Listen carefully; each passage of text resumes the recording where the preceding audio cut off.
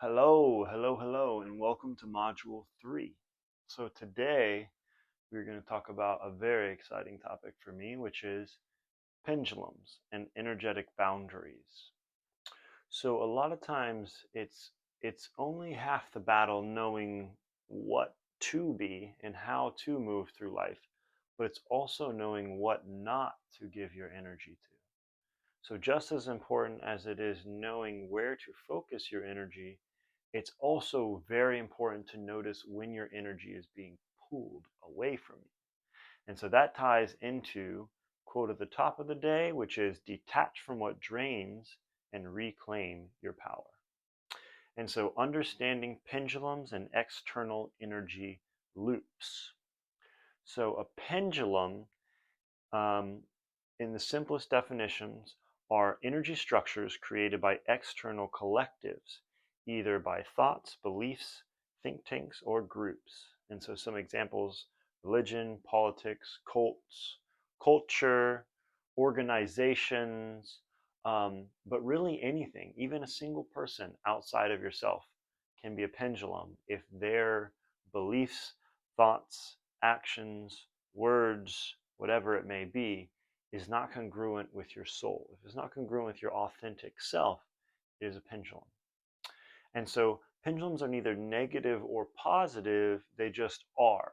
They are just the part of the operating system of life. And so, you know, some examples of a potential positive pendulum could be a think tank. So a mastermind, for example, is a pendulum, but it's a positive pendulum because it's where people are coming together to amplify that pendulum in a direction that expresses in a beneficial way in their life. And an example of a potentially negative pendulum, or a pendulum that's not helpful, is when a pendulum is pulling or siphoning your energy or attention away from your most authentic self or path. And so pendulums need our energy and our emotion, or energy in motion and our attention, to create momentum. So if you think about a pendulum, it goes like this. So if I'm not looking at this pendulum, it has no choice but to move on to someone else who will give it energy. And this is also synonymous with, people call them thought forms, watikas, mind viruses, psychic parasites, whatever you want to call these things, angels, demons, all of these things are synonymous with pendulums. Pendulums are equal but not limited to all of those things. And like I said, they're neither good nor bad. They're just, is it helpful or not helpful in your soul's or your hero's journey towards living your most authentic becoming?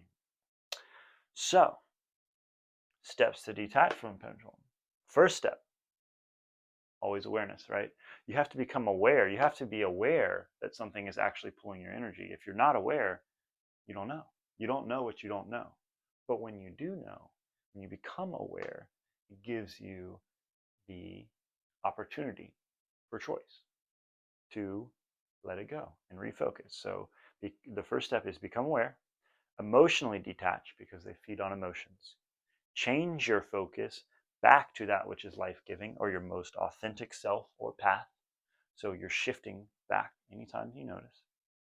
Create a shield, and this ties into turning the key, doing any of the free or physiological energy practices to keep your energy high so you're not susceptible to these things. Setting boundaries, speaking your truth, speaking out proclamations such as, I am free from pendulums, access to myself on all timelines, and in control of my own energy and reality. That is a good example of speaking a boundary into your life. And then energetic hygiene and the importance drop challenge. So anytime we are giving something increased importance, like I was speaking of, we are feeding into a pendulum. So if we're experiencing stress, anxiety, depression. Depression is a repression of expression. So when we are not expressing ourselves authentically, we are going to be giving energy or emotions to a pendulum. But the fourth phase, depression, is a repression of expression, is surrender. When we surrender that version of ourselves that is depressed, we recognize it's because that version of ourselves needed deep rest or to die. We had to grieve. So, really, this is all one big process of dying to our false self. And so, a good couple affirmative statements is what you stop feeding loses power over you. That's a really good one for the awareness of if you are feeding something, your energy flows where your focus goes. So if you're focusing on things that aren't working, you're going to get more of things that aren't working. But when you focus on things that are authentic to you and life-giving, you get to experience more in your life that is giving you life. And when you walk your own path for long enough, pendulums have no choice but to put you at the top and extract energy from your adherents. And what that means is when you stay on your authentic path long enough, a pendulum realizes that you are no longer giving it your emotional and psychic energy, so it moves on. And in fact, even better, it not only does it move on, but it is forced to kneel. It actually gives you energy because it knows it cannot take. And it is an energetic force. It is a system, a program of life.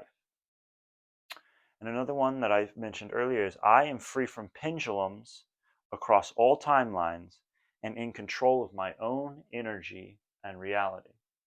This immediately neutralizes a pendulum. And so you say, well, what if I do have to go to work? What if I do need to, engage in politics? What if I do need to, show up for my culture, show up for my community? What if I work at an organization? What if I enjoy religion? All of these things are okay. Because like I said, a pendulum is neither a good nor a bad thing. They are just things. They are just forces. So you can do what's called renting yourself out. When we rent ourselves out to a pendulum, we are stepping into the field of a pendulum, but with the awareness that we are not actually giving it our emotional, psycho-emotional, or energetic energy. We're not giving it our energetic bandwidth. We are merely showing up, doing what we need to do, with the awareness that we are actually in this field of remembering. We are actually in the field of energetic hygiene. So we have our energy field high, we have our boundary set, and we are going into a container with that awareness. So I hope this was super helpful. Feel free to come back and rewatch this if you want to get a better understanding of all of this. This is a super important point because, like I said, it's not always about knowing what is in alignment, but sometimes it's also about becoming aware of what we don't want in order to get more clear on what it is we do. So I hope you have a wonderful day and look forward to seeing you in the next lesson.